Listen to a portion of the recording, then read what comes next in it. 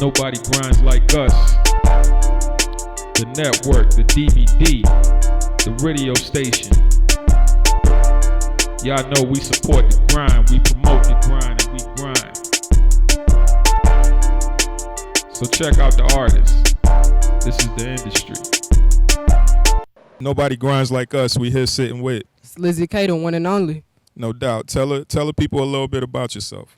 So I'm a 17-year-old recording artist. I'm originally from Little Rock, Arkansas. I moved here 2 years ago. I'm attending West Ashley High School, so I'm one of the youngest in Charleston doing this music stuff. And yeah, music has always been my passion for a long time. I started doing this going back to 7th grade, so a good 5 years ago. Man. You know, a lot of people always say, oh, I want to do music, but you know, you can't just wake up one day and decide that you're going to do music. It's something I've been doing for a long time. I've been perfecting my craft, and you know, that's something I'm definitely looking forward to in my years coming up. So the way we came across you was because we received some music, and we've been playing the music on the station, and you know, my wife was like, this is one of my favorite songs. So Appreciate that. I appreciate it was like, we got to find who this artist is. So how long have you been putting your music out on the radio, and how long have you been radio ready? So my single off my last project, it was called Stepper, our Slid Season 2. Z93 Jams, they were real supportive of that track. Kid Shenard, he's always been real supportive of my music. So going back to like December of 2018 is when I first hit the radio. Then I released my single Make 'Em Mad in like May, and that did real good with the radio play. So, you know, I'm real grateful and supportive of Z93 Jams and, you know, all of the support that they bring to local artists. No doubt, no doubt. That's definitely a hit. So tell the people how you came up with that track, Make 'Em Mad. Make 'Em Mad, to be honest, I was actually, so I'm a type of person, like, I like the club bangers, you know. It's a generation where everybody wants to be like the hood artists and, you know, they want to be kings of the streets, but I want to be a king of the whole music industry, you know. And a lot of artists think that this street cred stuff is what's going to bring you to the top. But, you know, at the end of the day, it's about can you make an anthem or not. You know, that's what it's going to come down to. So Make 'Em Mad, I was listening to actually Taste by Tyga and Offset. You know, I kind of like that sound. And, you know, so I got in contact with some producers. You know, we made that beat. Then I went to the studio, and it's history from there. No doubt, no doubt. So you said you got with some producers. Who's the producer on the track? For Nico, he's a producer. We contact through social media. He's done a lot of solid records. And, you know, I work with a lot of the producers, mainly in the Atlanta area. I don't work with the Charleston areas, but I would really love to, so y'all should reach out to me. I like the different sounds. I like the more of the mainstream type sound. You know, I'm not really a fan of the hood trap type sound. You know, I'm a fan of creativity and something, you know, that can go places, really. No doubt. So you coming from Little Rock, Arkansas. Yes, like, sir. How did you end up in Charleston, South Carolina? My mom actually, her job moved her down here. And, you know, I got to admit, when I first moved here, I wasn't the biggest fan of Charleston, if we're being 100% honest. I had to get used to the culture. Little Rock is more of a urban, progressive area. Then you come to Charleston, it's a little bit more slower. And the music scene is definitely different. You got 2 different accents. That's the first thing. But that's also the thing that I think made me stand out. You know, is nobody really has my accent or talks the way that I talks. So, you know, I think it all ended up to be the best. Yeah, sometimes situations like that can work out for the best because your sound is different from a lot of artists down here, period. But then again, Make 'Em Mad is kind of like one of those tracks that you would expect to hear on the radio. Mm-hmm. So it fits that criteria. Did you make it that way? Yeah, so like I'm the type of person, I don't think like how the average rapper thinks. You know, I'm thinking about how can I be mainstream? How can I get these big, you know, like the blogs' attentions? You know, people like you. How can I get your attention? You know, how can I get the people that also the people that don't really listen to rap but that support, you know, local artists. Because, you know, my engineer, Colin Miller from BCM Studios, he told me, you have a hit when you have people that don't even listen to rap music, but they still listen to your music. You know, that's crazy right there. And with Make 'Em Mad, it's just, a lot of people say the chorus is kind of simple, but it's catchy. And, you know, you still have the wordplay and the lyrics. You know, you had the similes, the metaphors, which is I'm a huge fan of the similes and metaphors. And yeah, I hear that a lot. That's one of the big things, like, you know, that we talked about. Like what you said, shopping cart, work at Walmart. Oh, like, yeah. just like a person who know music would say those bars are simple, but a person who knows music is going to say, like, it's dope the way you did your wordplay and the way that you made it for the people. So where did you get your flow from, and who are some of your influences? So my biggest influences, number one would be 2 Chainz, actually, if we're being honest. 2 Chainz, I love his sense of humor, but he also, you know, his wordplay is crazy. But, you know, you have Lil Wayne, one of the kings of my generation. Now you got Drake, and you know, you also, when we think about rap, we don't really, the males, they never give acknowledgement to the females. So it's a lot of dope females that, you know, I listen to. You know, like when I'm thinking about my party anthems, I might listen to some Missy Elliott, you know, and, you know, a lot of people, Nicki Minaj, actually. You know, when I think of wordplay and creativity, she's definitely on that list. So, you know, I listen to them to, you know, to get a little idea of where I want to go. I definitely hear the 2 Chainz, so it was good to hear that that first statement. And I think we got 2 records from you so far. So tell the people about what you got coming up next. So my album Slizzy Season 3 is coming real soon. Real soon. All right, I gotta stop you there. You said Slizzy Season 3. Yes. So that means you got 1 and 2 out. I have 1 and 2. 1, I recorded 1 back when I was in Little Rock, so it has to be 2-3 years ago. Slizzy Season 2 was the project that I've been promoting more recently. It came out at the end of 2018, and that's the project that, you know, took me to that next level. It's the project where I started using more wordplay, being more creative with my music, taking it to the next level. Slizzy Season 3, the project that's coming out real soon. It's a crazy project. You know, you get different vibes of Slizzy K. A lot of people, they only know me as for Make 'Em Mad, make the party hits. But, you know, you're going to really get to know me as an artist. And that's what a lot of people don't know. Because unless you go to school with me, you really don't even know who I am as a person. So, you know, with this new project, I want people to get to know me. Yeah, sure. Going to school, you in high school. Yeah. How is that like? I always imagine being an artist in high school that would be pretty dope. It's dope, and, you know, it has some negative things too. Like, I'm a pretty popular, you know, from my music, pretty popular kid in school. So, like, you always question what are people's intentions when they trying to get to know you and all of that stuff. Is somebody just looking for a hookup? You know, everybody always want to get put on and all of that stuff. And, you know, you question, would you be talking to me if I didn't have the social status that I do have in Charleston? So, you know, it's a positive and negative thing. I feel that. Does the music affect the grades and schoolwork in any way? Grades, I'm one of the probably the smartest rapper you gonna meet when it comes to schoolwork and politically informed. You know, I love politics. I love history. That's my favorite subject. You know, I'm at West Ashley. I got a 3.8 GPA on the 4.0 scale. I'm top 13% of my class. So, you know, music. Yeah, that's important, but if you're not smart, you know, if you're not doing anything else besides music, you can't just rely on that. You got to have something to back up on. So, yeah, I'm definitely making sure those grades are good and, you know, having my priorities situated.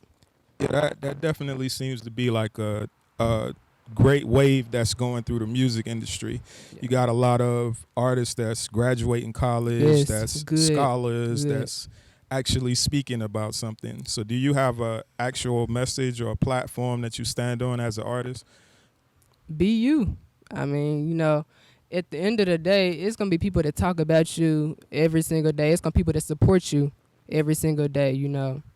It is what it is, you know. The greatest artists have always had big critics. You know, you look at Beyonce. It's people that say Beyonce can't sing. It's people that say Tupac can't rap. It's people always gonna have something to say. But at the end of the day, as long as you doing something right, you going in a positive message, the right direction, and you know that you're working hard and doing something for the right reason, not because you want the money or the popularity or anything, it's all good. No doubt. Sliz season 3. Tell us about what we can expect from it. Okay, so Sliz season 3. So a lot of people, they know me for, the party anthems. I do have some of those hard anthems. But this anthem, the Make a Mad anthem, it was actually meant for the females. I see a lot of dudes listen to it, but it's you telling the females make them mad, like give them something to talk about. With the Sliz season 3, I wanted to continue that message, especially for the black girls out here. Black girls are black women are some of the most disrespected people in this planet. So, I want to get them something to listen to where it's not I'm calling you a B word or, something a little bit more positive. It's something that they can, it's not like, oh no, but it's still something that you can bob your head to. It's that mixture. I have that, category. I have the regular Slizzy, the cool ego booster. When people listen to my music, I want you to feel better about yourself. I want you to feel like make them mad, like be happy. This is a generation, especially in my generation. Everybody got something to say. You got social media, so people are voicing their opinions more than they did. Like when my parents were growing up, you can see those opinions more. You got the comments on Instagram. People can just post stuff about you. But when you listen to my music, I want you to forget about all of that. I want you to remember that, you are the special person. You the one that's working hard. You the one that matters. You have a special place on this planet. What keeps you going? Because you seem to be a overly positive person, even in the music. Like it does give you that feeling and makes you feel happy when you listen to the song. Like it makes you laugh, makes you enjoy the actual music. So what is your motivation in that regard? I mean, first, when you got God up there that's leading you, anything, that positive energy, I pray for that. I pray to be that. Happy person, that person that can make somebody else smile. When I go to school, I always say, how could I make that person, that's usually upset and not always happy, a little angry, how can I make them smile? So, when you got God up there leading the way, I have a supportive family. The city of Charleston has been so supportive with my music, and I want to take the time to say thank you. My school, West Ashley, when you go around kids that, they always asking, hey, when a new album dropping? Those are ego boosting phrases, for artists. Everybody wants that support. So when you have that support, you're going to put that positive energy out. When people always say, oh, slizzy.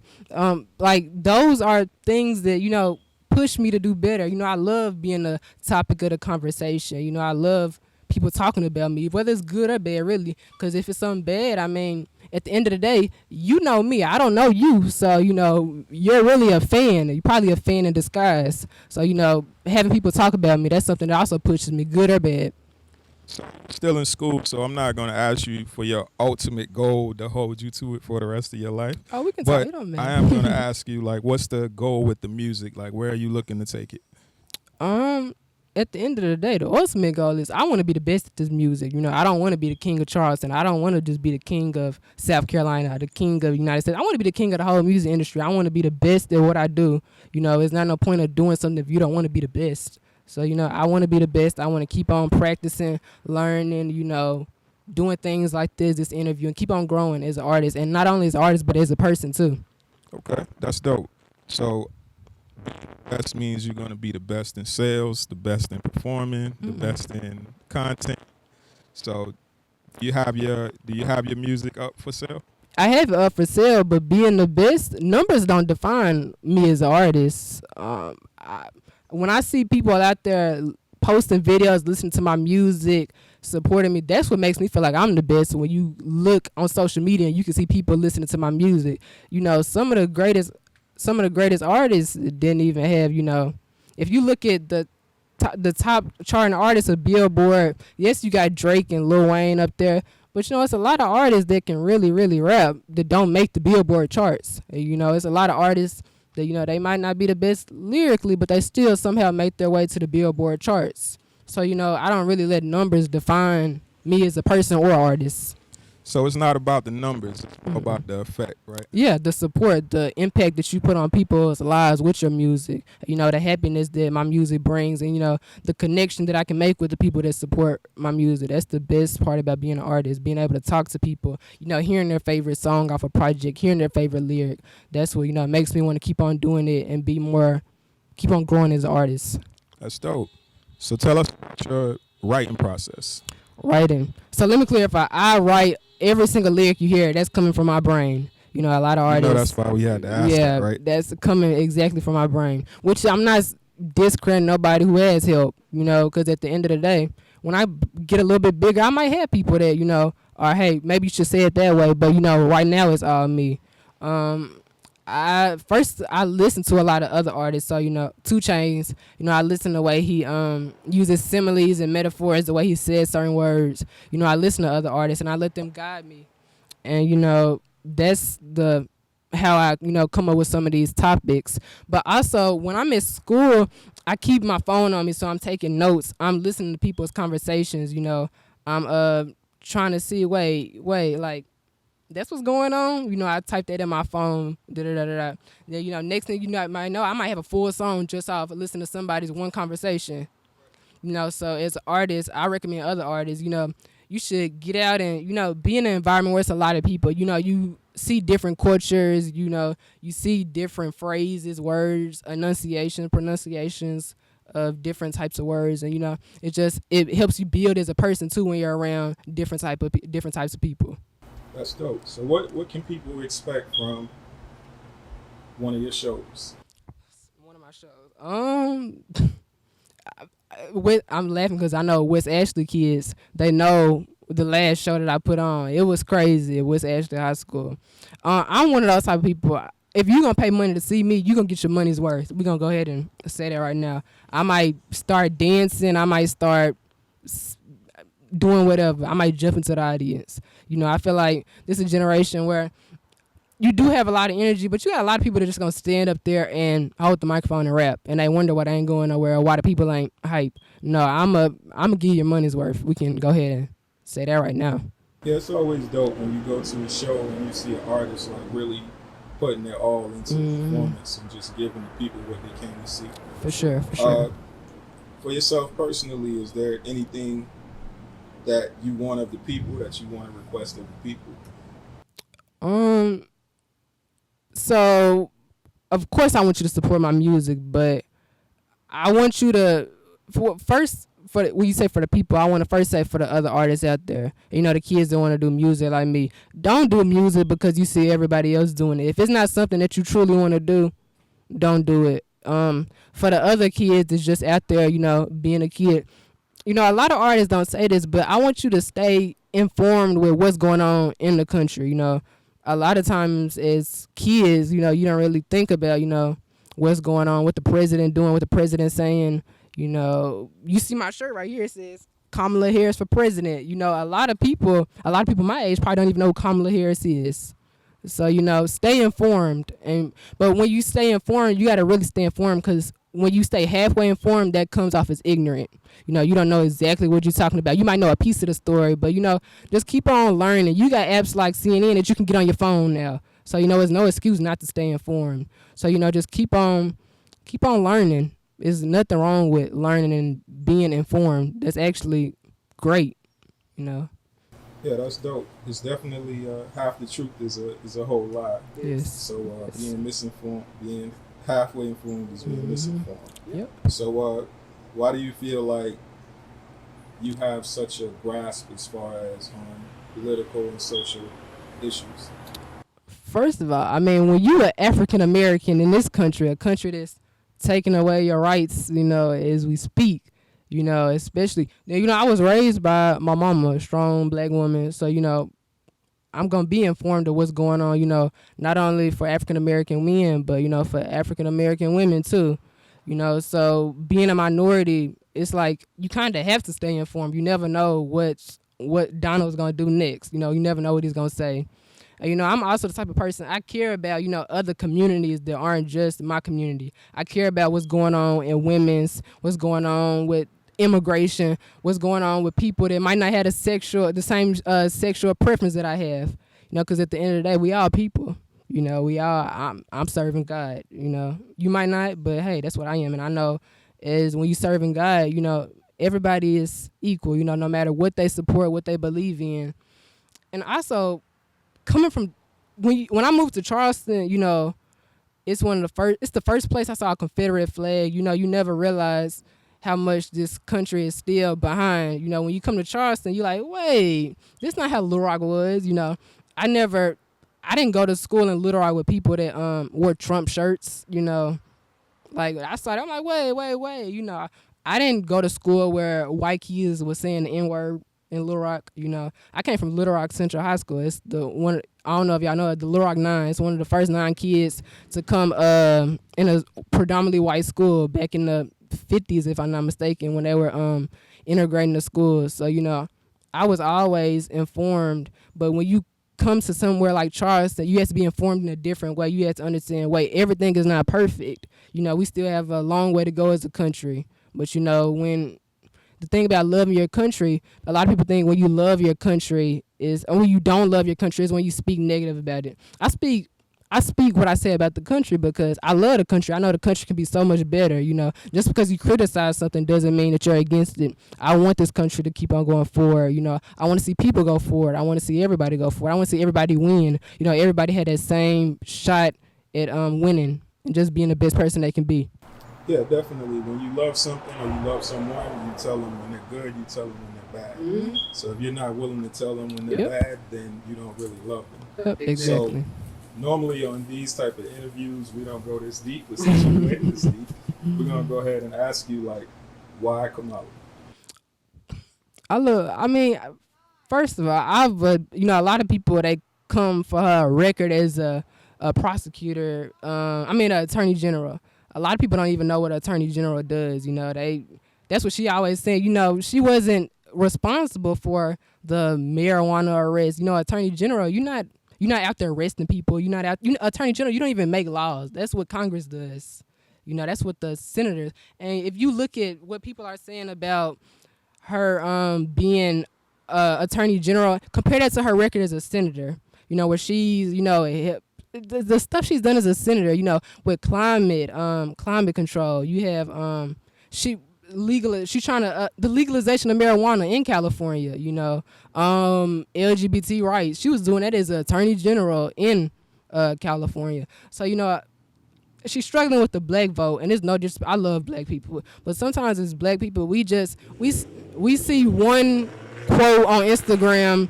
We think that we know somebody, you know. We never take the time to, like, actually do our research.